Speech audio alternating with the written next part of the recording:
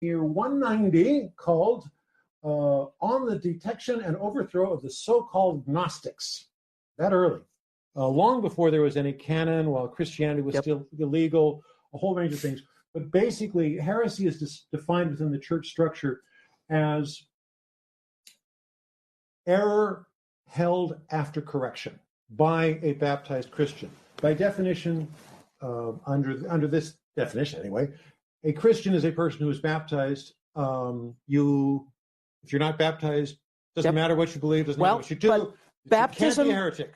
Baptism is one of the sacraments.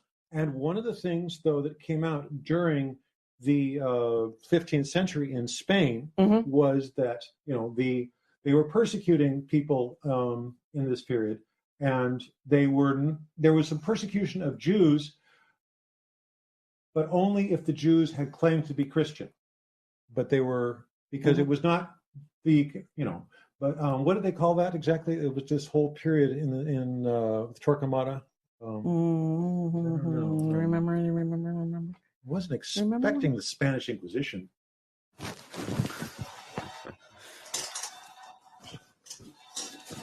Oops, I got out of the loop. Stop it. Nobody expects the Spanish Inquisition.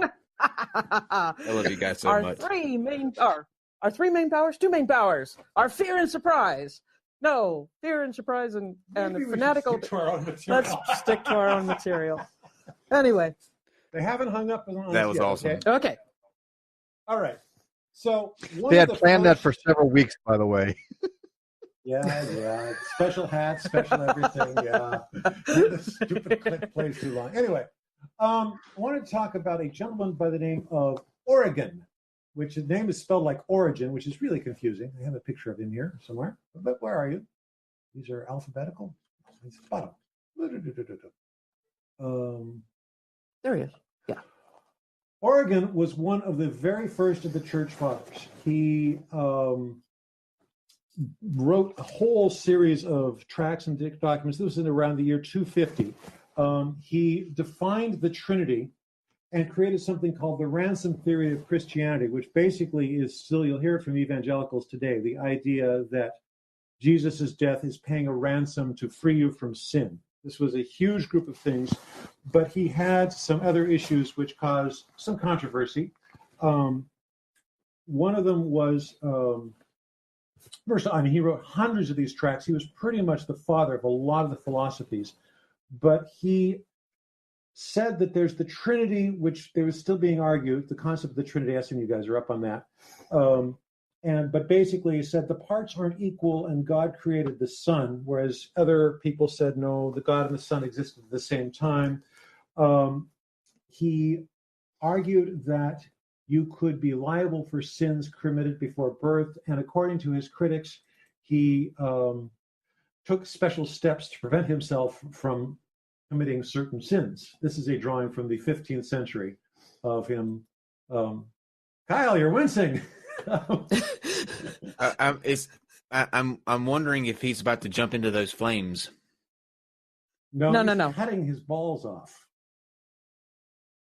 Oh, I didn't see that one coming. Back to the picture. Yeah, he's just got it underneath there, ready to. I see it now. Okay, I see it now. Oh wow! Hey, when you see that, you can't unsee it.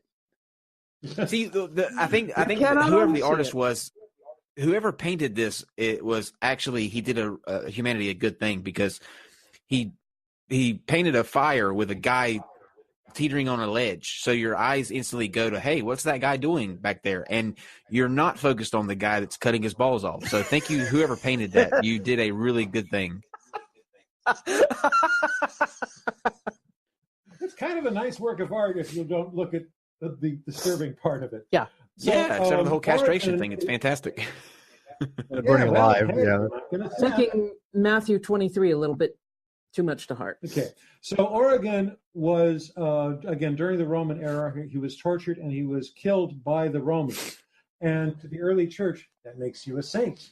You're a saint. You died for the faith. You're a martyr. You're a hero. But they're like, yeah, but he cut his balls off. Yeah, but he talked about these other ideas that aren't connected with our doctrines. What are we going to do? Aren't quite what we wanted. So the Emperor Justinian pronounced an anathema on him in 549, which was like several hundred years later. Right. So that they didn't have to worry about him anymore. Yeah, but it's quite an issue because he's still, Justinian, there. There's a picture of Justinian for you. There you go. It takes a second for them to see it. But anyway. So that's Pretty. Justinian. He was the emperor. Rome, and we forget this, was really Christian for longer than it was pagan in terms of the Roman Empire. So sure, because at around 300, 310, 311, the Roman Emperor Constantine is going to move. You got him? The Roman Emperor Constantine is going to be moving the capital of the Roman Empire to Byzantium, to Constantinople. And it's in Turkey.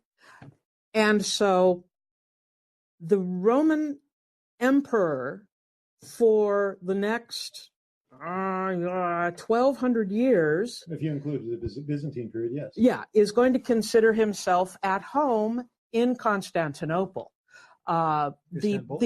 Istanbul. But the Roman emperor is the guy who's the emperor of the Byzantine Empire until 1453. That's what they will call themselves. They will use all of the symbolism that they had used in Rome, et cetera, et cetera. And it's in Constantinople that most of the important movement, early movement in the church is going to happen, except for a handful of edicts and that sort of thing.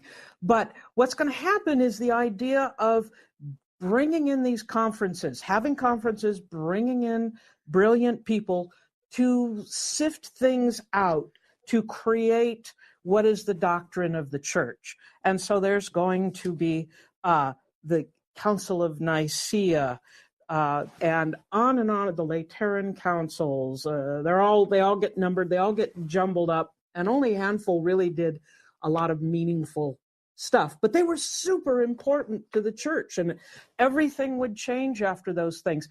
But it was always this idea of a group doing it and coming to a conclusion, rather than having a single person do it.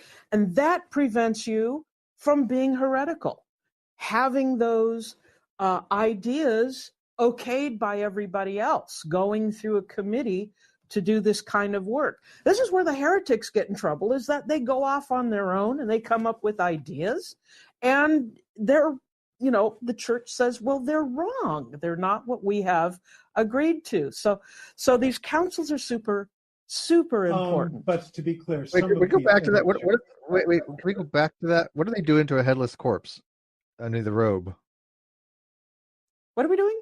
What the picture? What are they doing? Their hands are underneath the robe. It looks like somebody's headless, or is that somebody in a robe? Like, what's the middle figure? And why are they putting their hands underneath the robe? What was that? What are they doing? I don't remember which one you're talking about. I think it was this one. It was just that one. Church oh yeah, that's just the elevation of the host. Yeah, go ahead and show it. They're elevating something, all right. Okay. Just to be they're holding the guys like trained. They're robing. There's a guy. Is that what he's standing there? A cracker. So they're grabbing his ass. Then what you do is you pass the guy, and then everybody has a good laugh. Yeah, they're holding his like cape. All been there. At the same time, he is elevating the host, and this is a very early Catholic doctrine. Was that? Oh, it wasn't early at all. No. Transubstantiation happened very late. Oh, really? Yep. Well, a lot of people died over that doctrine. Yeah. Well, they're going to argue the infamous idea of how many angels dance on the head of a pin, which never happened. No, but they're going to argue about, for the communion, whatever bread we use for the communion, do we actually make it unleavened bread like it was in Passover times with the Jews, or do we make it out of leavened bread? And that's the kind of thing they're going to argue about one way or another, right? Yeah. By the way, this is an image. Go ahead, tell them about this image. This is one of the earliest of the councils. I believe this is the Council of Nicaea, and this is going to take place. Nicaea is in Italy? Turkey. Turkey. Okay.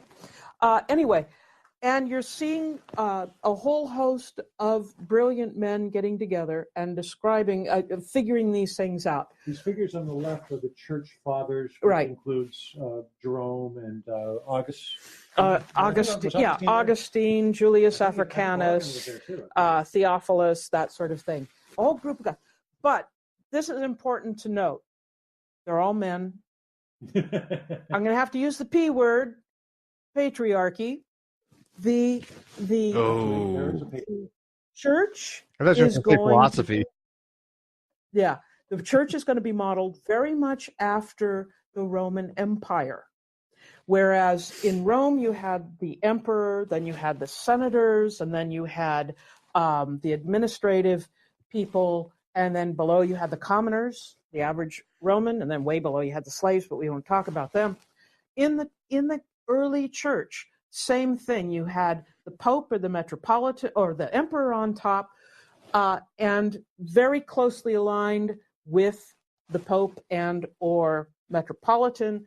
That split's going to come a little bit later. And then you have the bishops who were like the senators. They were a consulting group. And many of these great church fathers were bishops in their own right. Augustine was the bishop of Hippo. Irenaeus was the bishop of Lyon, that sort of thing. They all have these positions. And then you've got the priests below that structure. But it was all entirely male. That very early ecclesia of the early church, where the women would be sponsoring these meetings and holding these dinners, parties, that's all gone. It becomes structured, codified, corporate sort of an ideal. Okay, I wanted to jump forward a little bit and talk about when it starts getting, because we're talking about ideas and theories, and I think our audience wants to hear about blood and gore. Yeah. Me too.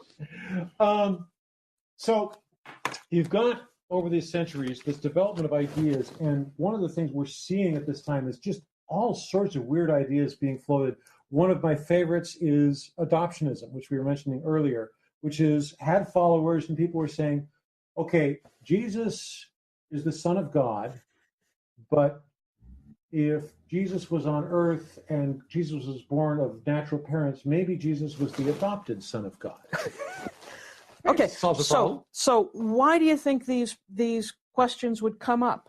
Why are they having to fish around for all these ideas? Well, there's two possible reasons. Okay. One is that the Bible itself is kind of vague. The other one is that the Roman Catholic Church was in many ways as much Roman as it was Catholic. Right. And so it incorporated that structure. It wasn't just about what you believe and where you go when you die. It was about these whole roles in your life, the sacraments, the ceremonial parts, birth, death, marriage, circumcision. Is that a ceremonial one? Never mind. No. No, okay. It's funny. Here's the question. Where did these crazy ideas come from? The same places the good ideas came from. Which are?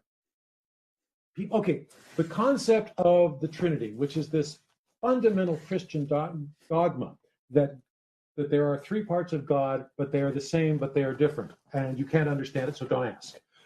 Okay. This is not clearly in the Bible. There are verses that kind of can be interpreted this way, but this is one of the ones they fought the most passionately over. And people were burned a lot for that one. Right. But my question is, geographically and the time-wise, what about the geography and the time and what went before encouraged some of these different ideas? Yes. Ask them. They haven't spoken about it. 3 to 5 sentences or less. Okay. But ask us anything. We know it all. We are. Yeah, go ahead. Take your best shot. Ask us. Okay, but what about the Middle East is influencing these people? Sand. So, like Manichaeism? Okay. We haven't gone into Manichaeism. Now, Manichaeism is a philosophy which was founded by